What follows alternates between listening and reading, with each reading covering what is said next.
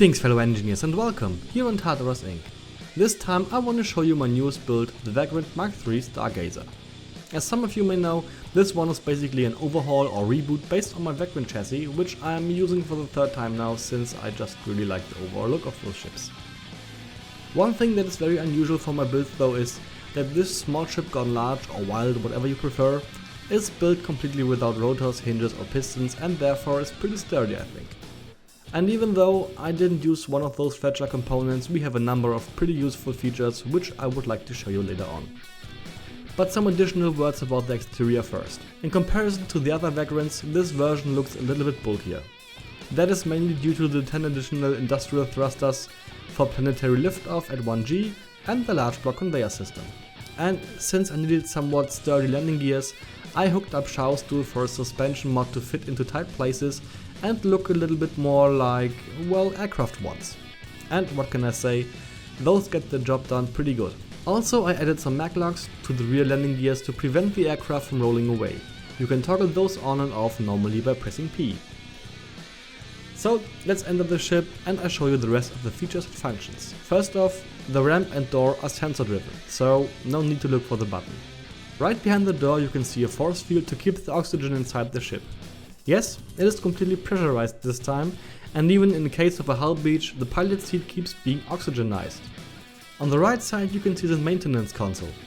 I installed this one to have a place to control all kind of functions of the ship from one place, instead of having to take a seat in the cockpit every time I would like to shut off something while repairing or maintaining the ship. Everything is labeled, but I suggest not to push any buttons unless you know what you are doing.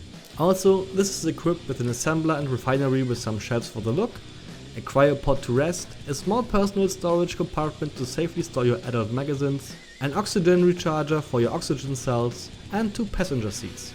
You never know when those could come in handy. Also, when pressing this button you can open the lower compartment you can crouch into to check your jump drive and battery script. So let's take a seat in the cockpit. By pressing 1 you can boot the systems. Also, I installed the AI voice again to give you some audio feedback. Welcome, Captain.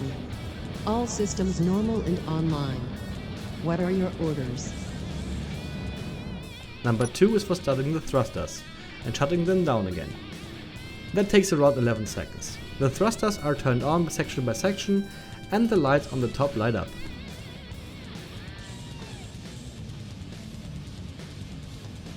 Thrusters on. When turning them off again, I included the same cooling effect like on the Vagrant MK2, which is basically just oxygen coming out of a sealed compartment. This oxygen is however generated by the oxygen farms on top, so no waste of ice this time. Thrusters off. Attention. Activating cooling system. Discharging heat. On the screens in front of you, you can see vital informations, like which systems are running, the power status of your ship, and of course how much ammo your weapons have left.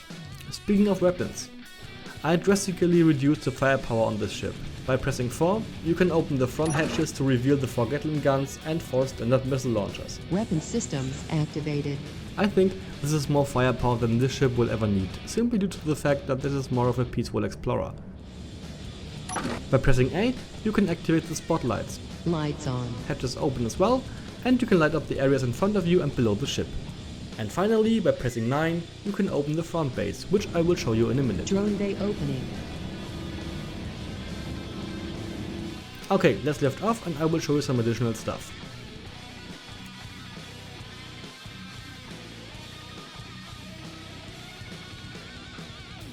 So when leaving the ship, you may notice that button right here. By pressing it, those shutters open and reveal the entrance to that cockpit right here.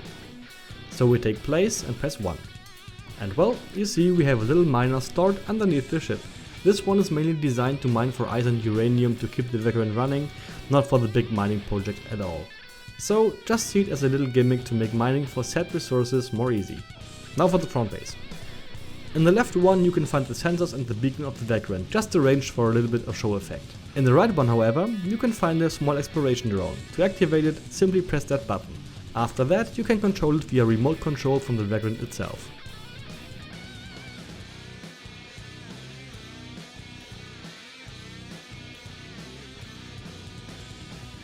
The last thing I would like to cover is the overall handling and acceleration. I think the Vagrant flies pretty solid as well as having a decent acceleration, considering this ship weighs in at around 510 tons. And for the first time ever you can fly at max speed and fly tight turns without ripping it apart. Also, it is able to land at around 1g natural gravity, at least when it comes to the natural gravity mod. So hopefully it will be able to do the same thing on actual planets. Alright, that's it for today's episode. I hope you liked it, and if you did, be sure to hit the thumbs up button here and check it out on the workshop yourself. Links to that and all the other stuff like Twitter and Twitch are in the description. So, I hope to see you all next time, and as always, keep on engineering and cheers.